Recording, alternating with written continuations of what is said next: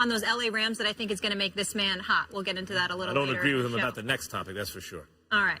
Coming up, a couple hours before kickoff on Saturday, Colts owner Jim Irsay took to Twitter to let fans know that Andrew Luck would not play against the Bills. So Colts fans, he said, it's a long preseason and 2 home games are coming in the next 2 weeks. Look for number 12 to make his first start then instead of tonight.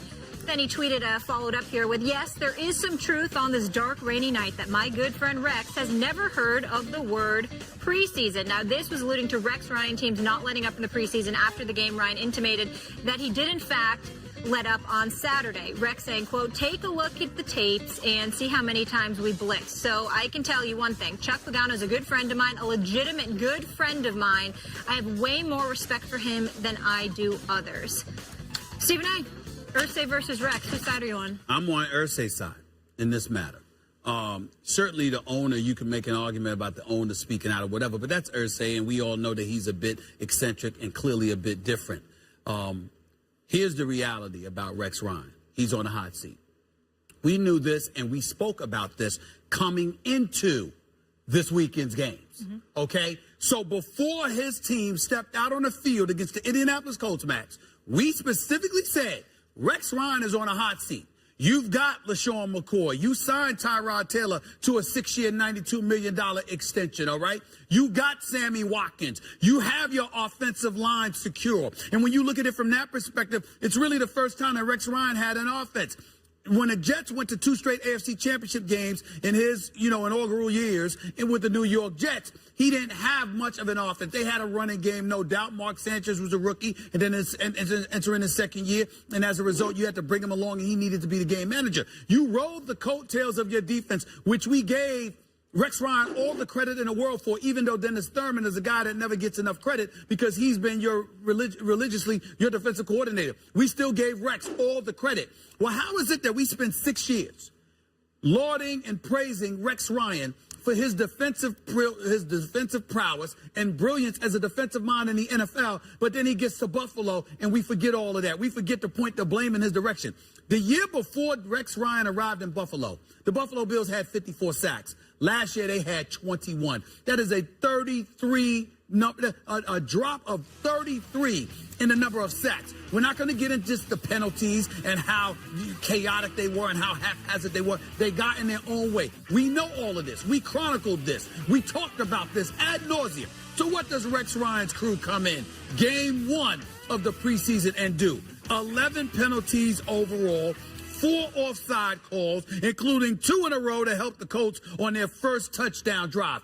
How in the hell does that happen? And then Rex Ryan's going to come out here and he's going to complain about his team, talking about we got to get it together. No, Rex Ryan, with all due respect, you have to get it together. You're the head coach. You're supposed to be the brilliant dude defensively. You are the guy that's supposed to rival Bill Belichick. You refuse to kiss his ring. You didn't do it in New York. You haven't done it in Buffalo. He continues to wax you, and you have no answer for this. This is on Rex Ryan. So what I'm saying is, if you're Rex Ryan, I know, and I'm in no way, I'm not qualified to question his acumen or his brilliance defensively. What I am qualified to do is look at results and say, this is what they are. You tell me why that is. The man's teams have been sloppy, unproductive, all right, and get in their own way.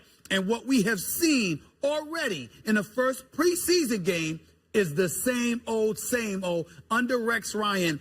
Now, for 6 years and counting. At some point in time, somebody needs to let Rex Ryan know, we appreciate you getting on your team, but perhaps you need to look in the mirror and get on yourself before ownership for the Bills do it for you by firing you. I'm not wishing that on him because I like Rex, but he got to get it together.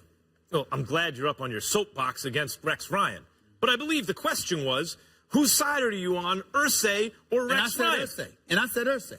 You didn't Let me hear tell you why I'm on Rex Ryan's side. All right, well, go ahead. Because while everything you said is true on its surface, that's right, this is really about Irsay saying, why isn't Andrew Luck playing? Because his good friend Rex Ryan has never heard of the word preseason. In other words, he doesn't want to jeopardize his quarterback's health because an overzealous Rex Ryan may actually coach a full-contact sport to win and therefore imperil Irsay's quarterback. Hold on, time out. The level of hypocrisy for an owner to come out and say this, let's step back and think about this for a second.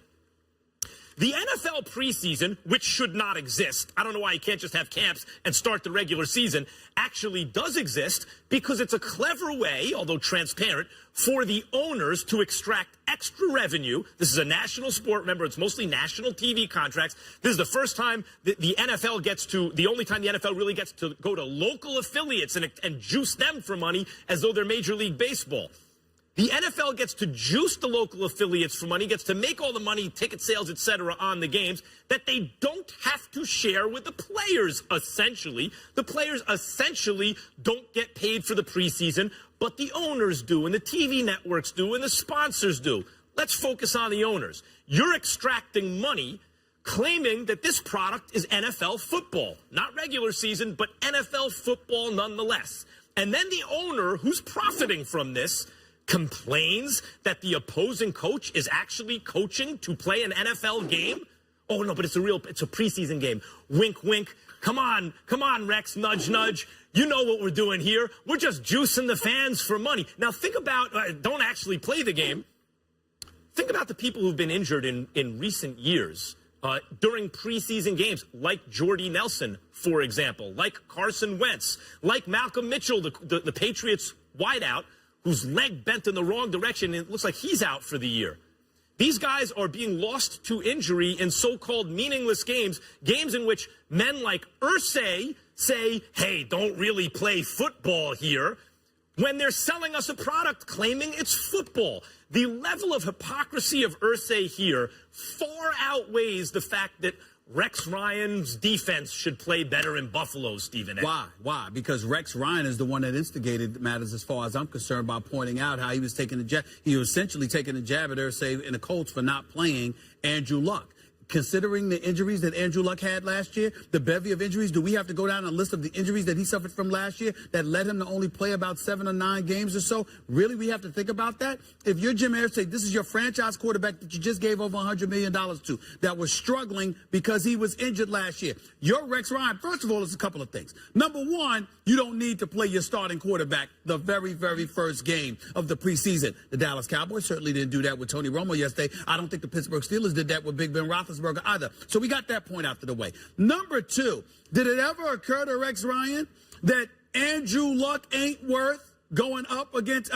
Your team ain't worth Andrew Luck going up against? What is he going to learn? What's he going to learn by going up against the Buffalo Bills? What the hell did they do last year? Why don't you show us that you're a formidable defense again? Why don't you show us, Buffalo Bills, that you're worthy of being competed against? Why don't you show us, Buffalo Bills, Rex Ryan's crew, that indeed you got enough of a crew where I might want to put my quarterback out there because you know what? Let him get some good work in. Let's see what they're going to throw at him. Even though you wouldn't do that in the first preseason game to begin with, the fact of the matter is that it may not have been required against that particular team because Rex does the same old, and maybe, just maybe, they weren't going to be formidable enough for me to waste my energy, my time. All of those things are plausible explanations as to why the Indianapolis Colts, who, by the way, needs to work more on its defense than its offense as far as I'm concerned, because their offense is going to be there fine. Their defense is horrid. But the point that I'm trying to make is this.